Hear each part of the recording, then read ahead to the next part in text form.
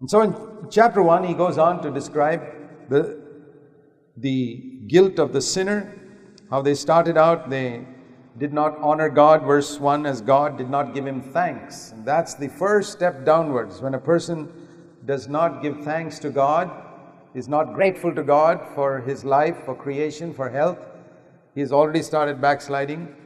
That's the first step downwards. Please remember that the first step downwards in the Christian life is when you stop giving thanks to God, when you're not grateful to God.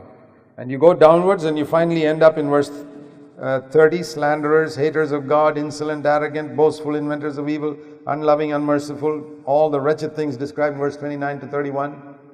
It starts with ingratitude.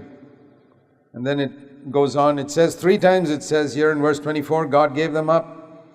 Verse 26, God gave them up. Verse 28, God gave them up.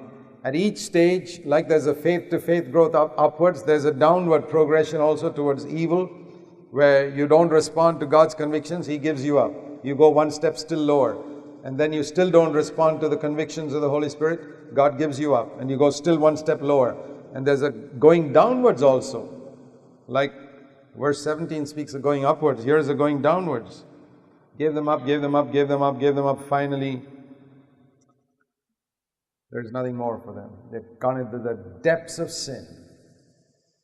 And that's the condition of the worldly sinner. A lot of sexual sins are mentioned here. And worshipping the creature more than the Creator. Verse 25. I told you the other day that all temptation is basically worshipping the creature more than the Creator.